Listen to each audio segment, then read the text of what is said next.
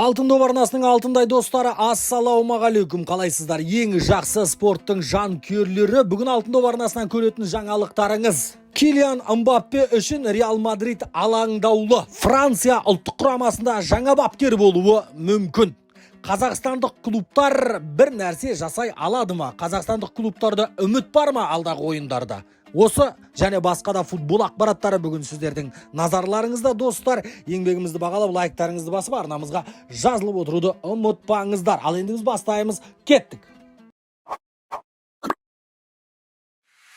Милан клубына жаңа шабуылшы керек, олар енді Зиркзиені алады деген ақпараттар шыққан болатын, бірақ та Зиркзиені Манчестер Юнайтедте алады деген ақпараттар бар. Зиркзиені алмаймыз деді Златан Ибрагимович. Златан Ибрагимовичте бір төбе ғой, негізінде жоқ. Ол бізге ақша сұрап отқаннан емес, оның ойынынан да жақсы ойыншылар бар бізде, орнымызға келетін. Міндетті түрде біз шабуылшы аламыз, оған уайымдамаңыздар, деді Златан Ибрагимович. Енді қай шабуылшыны алады десеңіздер, вуаля, Альваро Мораттаны қатарларына қосқысы келеді. Моратта өте тамаша шабуылшы деп санайды Златан Ибрагимович.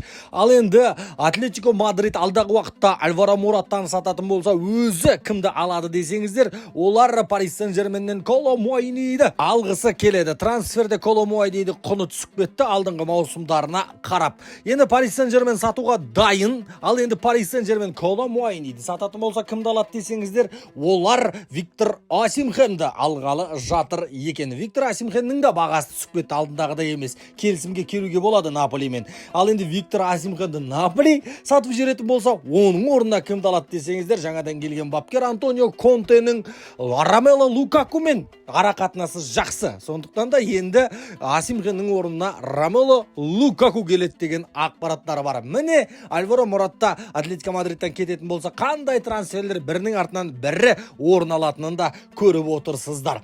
Ал енді достар, біздің сенімді серіктесіміз Пари матчты ұмытпаңыздар. Себебі бір ғана ойын қалды Евроға ұтыс ұйымдастырып жатыр. Алматы қаласынан 2 бөлмелі пәтер. Оның үстіне алғашқы депозит үшін сіздерге 201 мың теңгеге дейін бонустар береді, фрибеттар береді. Бұл мүмкіндіктерді пайдалану үшін осы видеоның астындағы сілтемеге өтсеңіздер жеткілікті. Пари матч ойын тізгіні сенің қолыңда.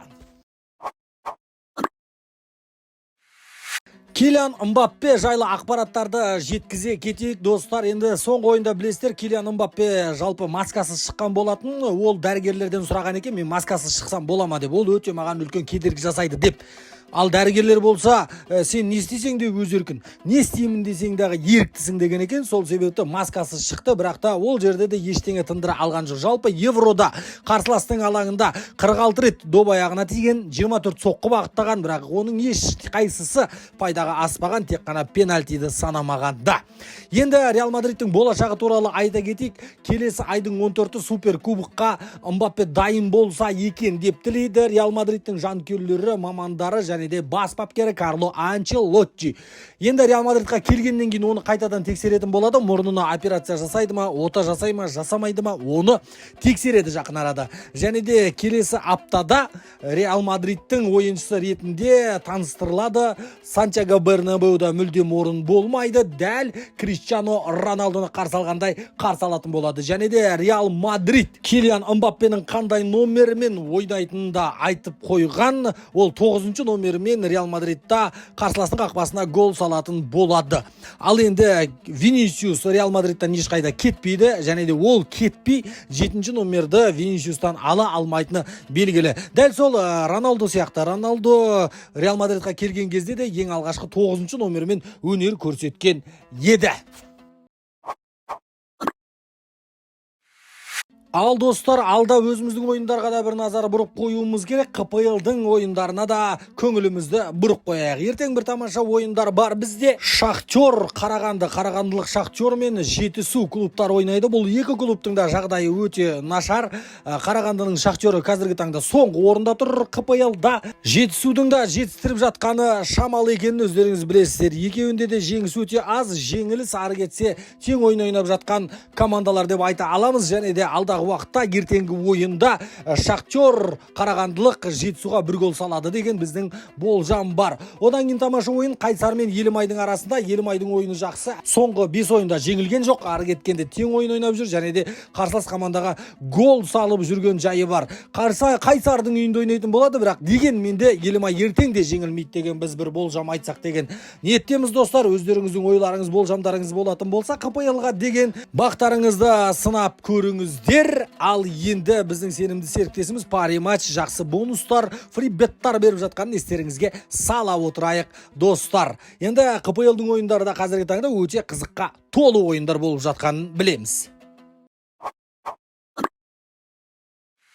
Дидье Дешам Франция ұлттық құрамасының жартылай финалға дейін алып келді, бірақ та бұның жеткіліксіз екенін бәрі де біледі. Ал енді франциялық Лекюп басылымдары Дидье Дешам орнынан кетеді деген ақпараттар бар. Ал Дидье Дешамның әлі де Франция ұлттық құрамасымен келісім шарты аяқталған жоқ.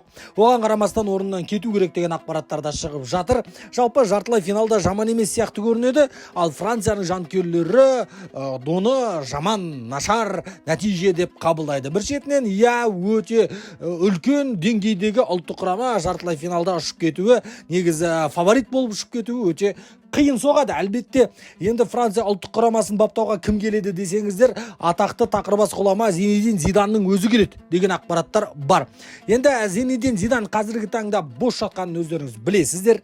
Ол ұсыныс күтіп жатыр және де ешқандай клубқа бармай, әдейі Франция ұлттық құрамасын баптағысы келетін неше рет жеткізген болатын және де Дидье Дешамның кеткеніне дейін күтті. Және де осы маусымда Дидье Дешам финалға жеткенде немесе Франция Евро 2024-ті алған Зинедин Зидан бірден басқа клубты баптап кетер еді.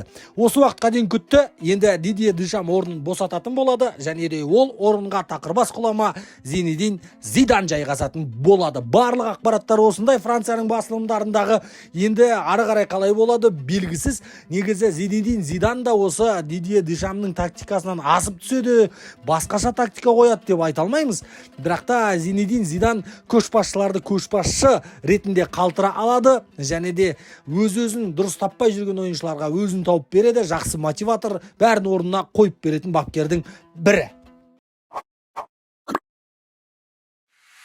Ал енді қазақстандық клубтар Еврокубоктарда қашан атой салады, қашан алға жылжиды, бәрі де белгісіз. Білмеймін, қазақстандық клубтарда үміт бар ма? Мен сіздерге нақты кезек айтып өтейін. Ордабасы клубы Молдовалық Петрокубпен ойнады. Бірінші ойынды өз алаңында 0-0 деген есепті тіркеді. Енді қонаққа барып жеңіп кетеріне әлбетте сенеміз, тілекшіміз, бірақ та өте қиын болады. Себебі Петрокубтың Ордабасындағы статистикасының өзі жаман емес. Өз үйлері оларға жақсы көмектесуі мүмкін, бірақ та Ордабасы да сәл де болса мүмкіндік әлі де бар деп ойлаймыз. Одан кейін кеше Ақтөбе клубы өз үйінде Сараеваны қабылдады. Босния және Герцеговина мемлекетінің клубы және де соңғы минутта гол жіберіп алды. Олар да керемет топ салды, енді қақыратып тұрып.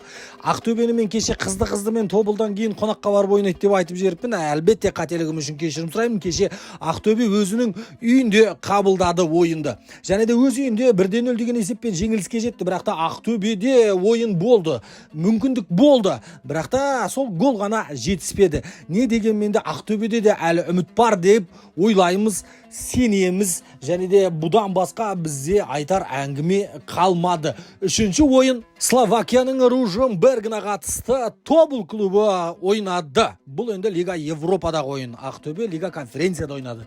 Лига Европадағы ойында бірінші ойында қонаққа барды Тобыл және де қонақтан жақсы қайтпады. 5-2 деген есеппен жеңіліспен қайтты. Жалпы жеңген ешкім жоқ бізде. Енді бұл үш клубтың қайсында мүмкіндік бар, қайсы өтеді белгісіз, әлбетте бәрі де мүмкін. Доптамалақ жанкүйер боламыз. Келесі ойындарды күтеміз, басқа амал жоқ. Және де дайындықтарын күшейтсе, барлық клубтарға қатысып жатқан үш клубқа да сәттілік тілейміз. Бүгінге осы достар, назарларыңызға рахмет. Біздің сенімді серіктесіміз Париматчтың үлкен бонустар беріп жатқанын, фрибеттар беріп жатқанын ұмытпаңыздар. Бізбен бірге болыңыздар.